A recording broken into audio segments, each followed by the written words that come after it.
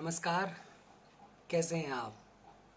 संस्कृत में एक कहानी पंचतंत्र में पढ़ी होगी आपने कि जंगल में एक सियार था। वो एक बार नील के एक नाद में गिर गया तो उसका रंग बदल गया। जंगल के जितने जानवर थे सब ने उसमें एक नायाब जानवर देखकर उसे राजा मान लिया। वो लंबे समय तक जंगल का राजा बना रहा। शेर को भी हुआ कि शायद उससे बड़ा कोई ताकतवर जंगल में आ गया है। लेकिन कहते हैं ना, अपना चरित्र तो दिखाता ही है, चाहे वो इंसान हो या सियार।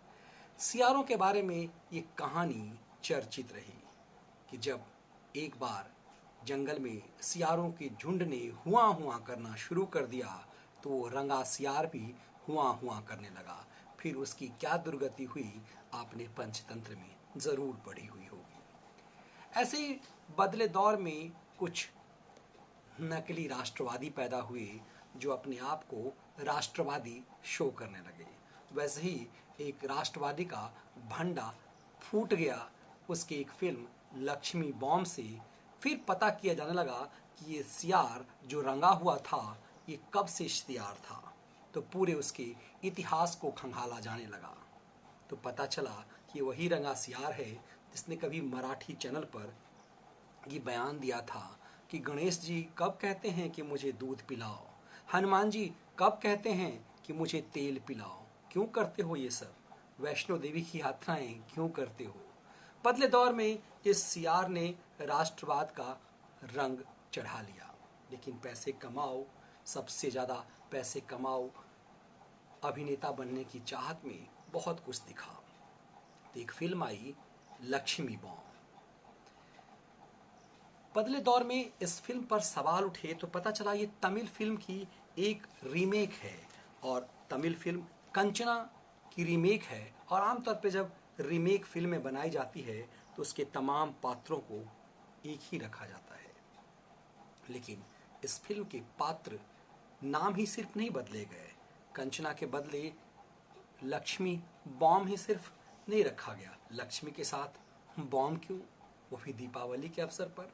ये सवाल कौंधने लगा तो पता चला कि कंचना के रीमेक में एक बड़ी साजिश हुई है, चूंकि इस फिल्म का प्रोड्यूसर तुषार कपूर है, जितेंद्र का बेटा तुषार कपूर, और शबीना खान अफगानी मूल की शबीना खान। तो पारंपरिक रूप से सलीम जावेद की कहानी याद दिलाने लगी। किस तरह से सलीम जावेद की हर फिल्मों में सनातनी परंपरा का अपमान होता था, लेकिन तब लोग इसे इतनी गंभीरता से नहीं लेते थे। वन वे सब कुछ चलता था और वो जो चाहते थे वही करते थे। लेकिन बदले दौर में सर्फ एक्सल के प्रचार, फिर उसके बाद तनिष्क के प्रचार, न जाने इस तरह की चीज़ों में जो जनता का विरोध हुआ, उसको देखते हुए भी ये सीखने को तैयार नहीं थे, क्योंकि ये दाऊद वुड, ये कराची वुड कहीं और से संचालित होते रहे। लेकिन सलीम जावेदों पर के चरित्र तो सबके सामने हैं, इसीलिए दुखदाई लोगों को ये नहीं लगा। लेकिन जब अक्षय कुमार जैसे रंगे सियारों के सच लोगों को पता चले तो लोग बेचैन होने लगे और ये कहना शुरू कर दिया कि हम 300 रुपये तुम्हारे ऊपर खर्च क्यों करेंगे। सवाल इस बात का नहीं कि इनसे कहा जाए कि 300 रुपये हम तुम्हारे ऊपर खर्च नहीं करेंगे। सवाल ये भी है कि इन्हें जानने की ज़रूरत है कि आखिर क्यों कंचना का रीमेक जो हुआ तो नाम बदल दिए गए लक्ष्मी बॉम्ब के रूप में, और इतना ही नहीं, उसका एक पात्र बदल दिया गया। राम का पर्यायवाची जो राघव था उसे आसिफ बना दिया गया और जो नायिका का पक्ष जो था, जो पात्र था, जो प्रिया, उसे उसके नाम में प्रिया यादव जोड़ दिया गया, उसे जाति सूचक से भी जोड़ दिया गया और फिर वही लव जिहाद का आइटम चलाया गया, इसीलिए उसे लक्ष्मी बॉम्ब नाम दिया गया।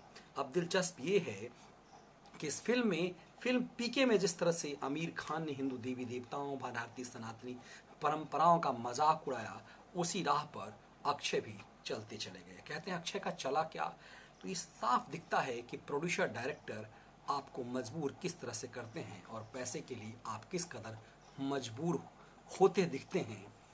खूब पैसा कमाना, खूब पैसा कमाने की होड़ में आपका इस्तेमाल किस तरह होता है और आप कैसे रंगे सियार बने नजर आते हैं। अब बदलते दौर में ये भी पता चलना शुरू हुआ कि क्यों इस तरह की फिल्म कहाँ किस मानसिकता से तैयार होते हैं।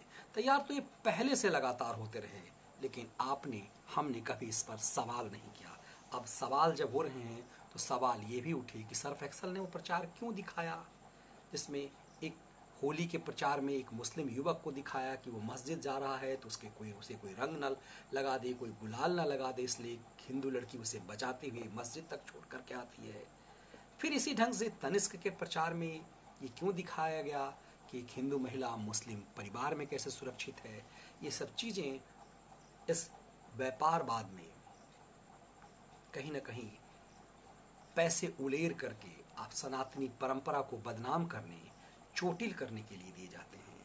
अक्षय कुमार जैसे अभिनेता जो लगातार यह प्रयास करते रहे कि राष्ट्रवाद के आवरण में बदलते दौर में उनकी एक पहचान हो, और वो सम्मान प्रधानमंत्री मोदी की इंटरव्यू के द्वारा हासिल भी कर लिए, लेकिन सियार आखिर सियार होता है और सोशल मीडिया के दौर में कोई भी सियार रंगा हुआ नहीं रह सकता। लक्ष्मी बॉम्ब में आपने उस रंगे हुए सियार की पहचान की है। तब आपको पता चलेगा कि 70 के दशक में किस तरह से ये फरेब किया गया और सलीम जावेद लगातार इसमें लिप्त रहे। तो परंपरा लगातार जारी है, बस हमने अब पहचानना शुरू कर दिया है।